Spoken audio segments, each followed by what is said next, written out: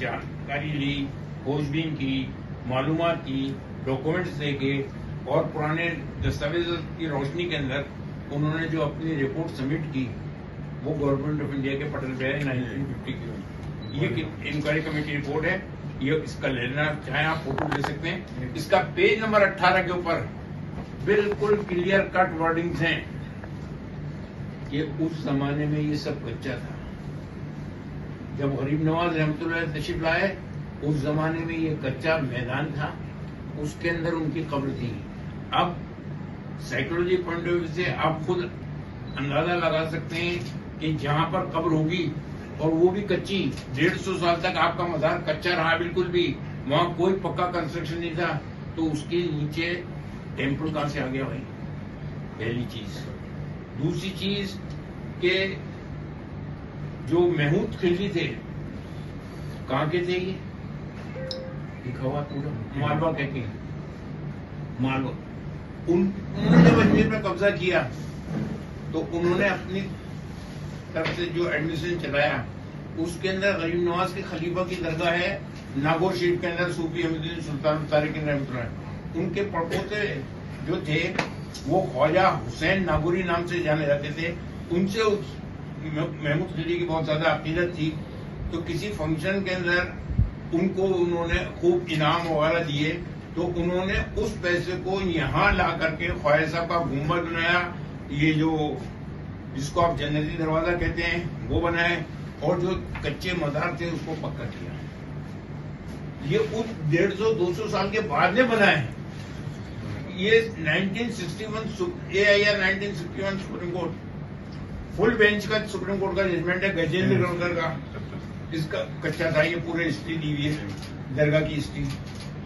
जो एक्ट को चैलेंज किया गया था उसके अंदर ये पूरी हिस्ट्री दी हुई है कि क्या था वहां पर, क्या नहीं था, ये क्लियर कट मौजूद है।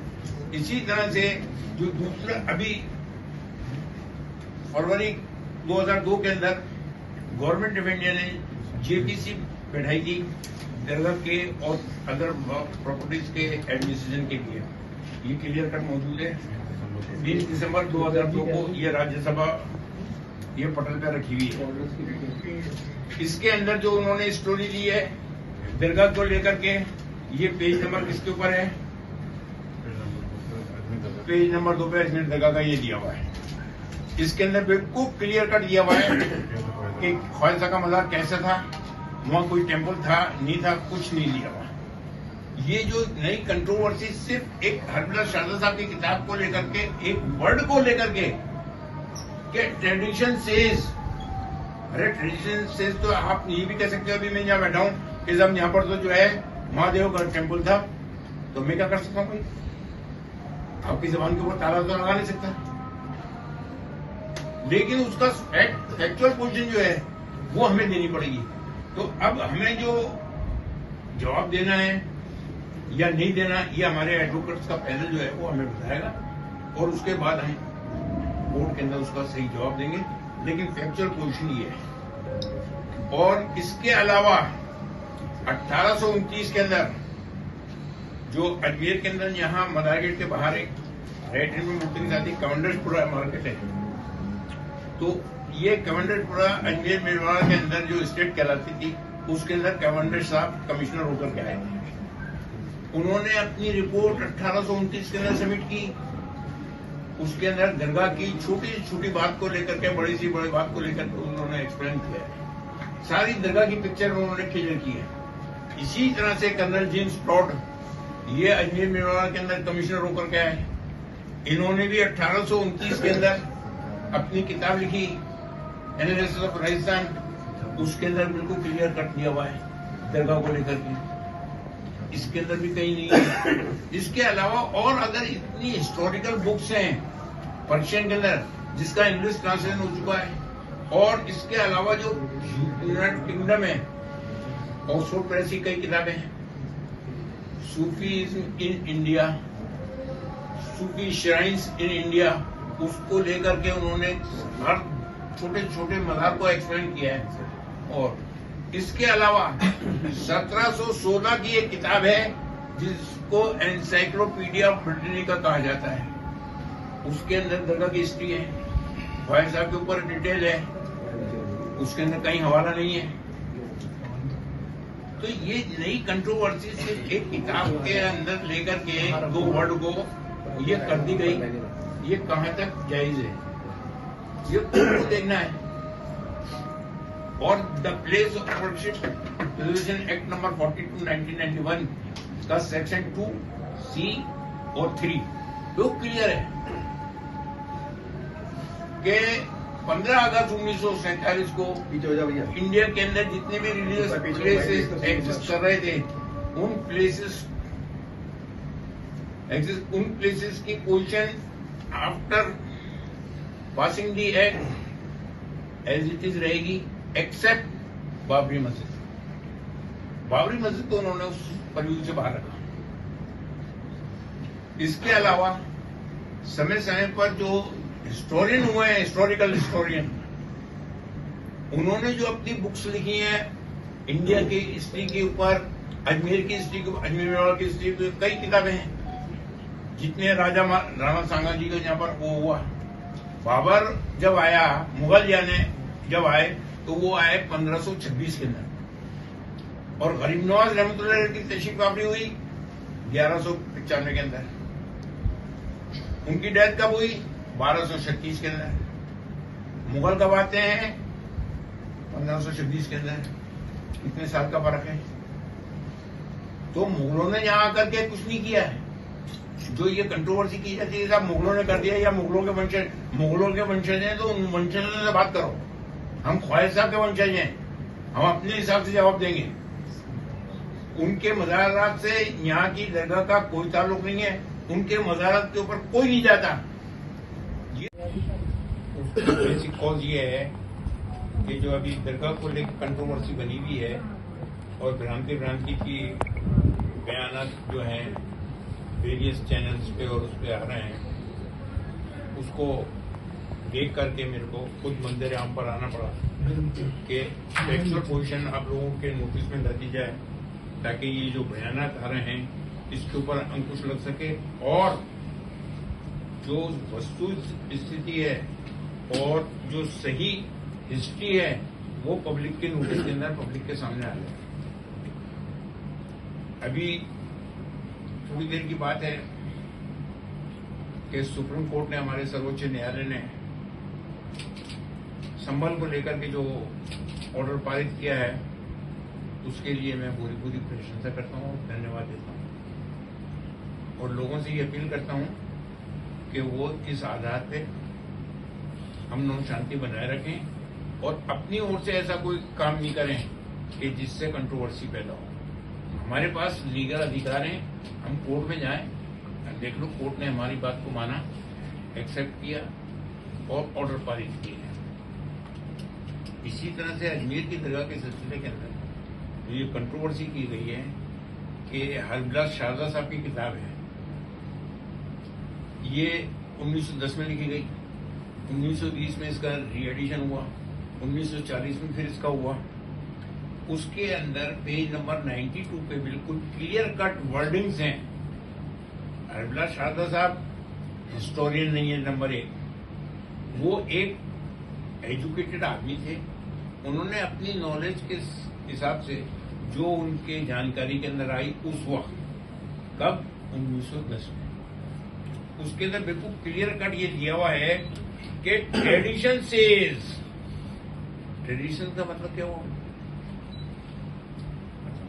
ऐसा कहा जाता है, ऐसा सुना जाता है, ट्रेडिशन सेज। बस इस वर्ड के ऊपर ही आ रहा हूं मैं और कुछ नहीं। बाकी जो उसको कहना है वादी को, उसने कोर्ट में कह दिया।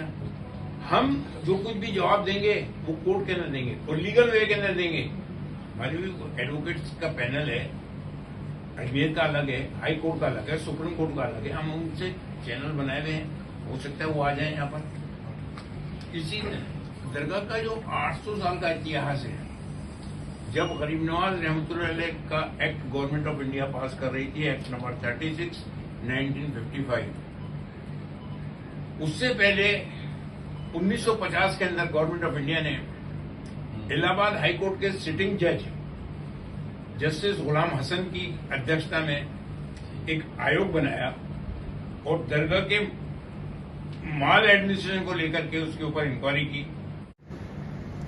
जो ख्वाजा साहब का वंशज है, जिनके बाप दादा की दरगाह है, वो मजार है, उसको पार्टी नहीं बनाया। आप किस कैपेसिटी में चले गए वहां पर? गवर्नमेंट की कैपेसिटी में? तो गवर्नमेंट जवाब देगी। गवर्नमेंट का ये रिपोर्ट है। गवर्नमेंट अपने लिखे से चूके को चाट नहीं सकती। जो उसने पोजीशन पहले क्लियर कर दी है इस स्थान को लेकर के, उसके अंदर आप क्या लिख के देगी भाई?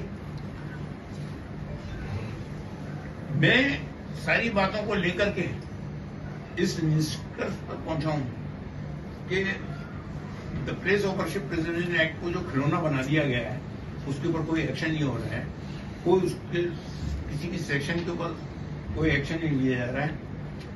तो केंद्र सरकार से मेरा निवेदन है कि वो इसको अमेंड करे, इसके अंदर ऐसे क्लोज लाए, ऐसे सेक्शन लाए कि जिससे इसके अंदर स्ट्रिक्टनेस पैदा हो और ये जो खेल खेला जा रहा है बांटने का, देश को जनता के अंदर भ्रम पैदा किया जा रहा है, वो खत्म हो, ताकि हमारा देश जो है वो उन्नति के रास्ते पर गामजन हो सके। हम क्या कर रहे हैं? हमारी इन्हें जितने पॉलिटिशियन अलग अलग उससे जो बयान दे रहे हैं अलग अलग, किसी के बयान में जो है कहीं पे भी कोई अपील नहीं है। वो उधर से जहर उगल रहा है, वो उधर से जहर उगल रहा है, वो उधर से जहर उगल रहा है। तीनों को क्या रहे हो भाई? आप जब तक के एक जगह पर बैठ करके सारी बातों के ऊपर आपस में मिलकर के डिस्कशन नहीं करोगे, इसका सॉल्यूशन नहीं निकलेगा और न निकलने वाला। आप पिछली स्टेट ये भी क्या हुआ, अभी क्या हुआ जिसके ऊपर आज सुप्रीम कोर्ट को इंटरफेयर करना पड़ा। मैं सुप्रीम कोर्ट से भी ये अपील करता हूं कि वो सो मोटो इसके अंदर एक्शन ले, सो मोटो एक्शन ले, और उस सेक्शन को जिसको ये कहते हैं कि साहब इसके अंदर जो है सर्वे का कोई वो नहीं है प्रोविजन, तो उस पोजीशन को क्लियर करें अपने जजमेंट्स के अंदर। और मैं अपील करूंगा कि देश के अंदर शांति, अमन का माहौल, भाईचारे का माहौल बनाए रखें और ऐसा कोई काम अपनी तरफ से नहीं करें जिसकी वजह से नई कंट्रोवर्सी पैदा हो। धन्यवाद। ऐसे लोगों के ऊपर तो बैन लगना चाहिए जो नई नई बातें नींद में सो रहे हैं, उठ के आ गए, किसी ने कह दिया वहां पर ये हो गया, आप चले आए, आपने दावा कर दिया। ये इससे क्या कोई हल निकल रहा है और नई कंट्रोवर्सियां पैदा कर रहे हैं। नेक्स्ट क्वेश्चन, वर्शिप एक्ट को लेकर आप लोग कह रहे हैं कि बार बार इसको और मजबूत किया जाए, लेकिन अभी जो एक्ट है इसमें आप लोग को कहाँ खामियां दिखाई देती हैं? खामियां कुछ भी नहीं है अगर उसके ऊपर सही इम्प्लीमेंटेशन हो जाए तो। देखिए, खामियां कुछ भी नहीं है। अभी जैसे रिसेंटली देखने में आया है, प्लेस ऑफ वर्शिप एक्ट का इंटरप्रिटेशन लोग अपने अपने हिसाब से कर रहे हैं। अब जैसे उसमें कह रहे हैं सर्वे पे कहाँ रोक है, उसके अंदर रिस्ट्रिक्शन नहीं है। तो हम चाहते हैं कि अगर कोई ऐसी कमियां निकल रही है और ऐसा रास्ता निकल गया, जैसे बीच में सुप्रीम कोर्ट का फैसला आया था, उसको बुनियाद बना के लोग बाग सर्वे की एप्लीकेशन लगा रहे हैं, तो हम चाहते हैं कि सुप्रीम कोर्ट से भी हम अपील कर रहे हैं कि वो भी सुमोटो एक्शन लेकर के इस पोजीशन को क्लियर करें। और भारत सरकार जो तमाम पॉलिटिकल पार्टीज है कि आरोप प्रत्यारोप न लगाएं, एक साथ बैठे। ये बहुत सीरियस इश्यूज हैं। आज इस दरगाह का नंबर है, कल किसी दूसरी दरगाह का नंबर है, कल किसी तीसरे धार्मिक स्थल का नंबर आएगा। तो ऐसे लोगों को रोकना जरूरी है। सर्वे की परिस्थिति अगर बन जाती है, ऐसी स्थिति में क्या किया जाना? तो वो जो पढ़ के बताएंगे साहब उन्होंने ऑर्डर क्या पास किया, अभी एडवांस में कैसे बता दें? तो कानूनी प्रक्रिया का जवाब कानूनी प्रक्रिया से दिया जाएगा। और साहब ये बयानबाजी जो लगातार हो रही है, जैसा कि आपने भी कहा, जहर उगल रहा है, जल्दबाजी नहीं है, 20 तारीख का इंतजार। ये जल्दबाजी भी है और बगैर सोचे समझे, बगैर पढ़े हुए, बगैर जानकारी में एक्चुअल पोजीशन लिए हुए आप बयान दे रहे हो। कल हमने बयान देखा उसको। गवर्नमेंट ऑफ इंडिया को पार्टी बनाया है तो ये गवर्नमेंट ऑफ इंडिया के डॉक्यूमेंट है, मेरे तो है नहीं। गवर्नमेंट ऑफ इंडिया इसके अगेंस्ट में जाके अपना दुखोवा चाट लेगी। कल हमने देखा एक माननीय मंत्री जी का बयान था, उनको ये नहीं मालूम कि ऑर्डर हुआ नहीं हुआ। वो कह रहे थे, बकायदा ऑफिशियल उनका स्टेटमेंट है मीडिया पे, कहता सर्वे का ऑर्डर हो गया तो क्या एतराज? अरे कहाँ ऑर्डर हो गया? आप क्यों भ्रमित कर रहे हैं? देश में अभी कोई ऑर्डर नहीं हुआ है।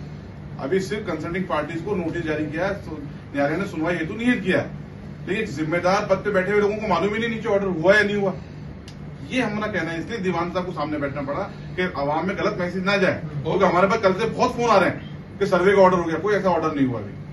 अच्छा, विष्णु गुप्ता जो याचिका लगाया उसमें वो कह रहे हैं कि हम भी कई बार दरगाह के अंदर गए, हम भी वहाँ पे निशान देखे हिंदू मंदिर होने के। ये सब निराधार है, झूठे हैं। ऐसा है कि आप 24 घंटे जा सकते हो, जगह खुली भी है, जी। कोई रोक टोक नहीं है। आप बता दो मेरे को, आप तो अभी गए होंगे, देखा होगा जी जी आपने। जी। एक निशान बता दो मेरे को। दीवान साहब, ऐसे लोगों को, सिरफिरे लोगों को रोकने के लिए सरकार से क्या निवेदन करेंगे? सरकार से मैंने कहा ना कि इनके खिलाफ पाबंदी लगाई जाए, सख्त से सख्त एक्शन लिया जाए और ऐसे लोगों को बिहाइंड द बार किया जाए। Thank you sir.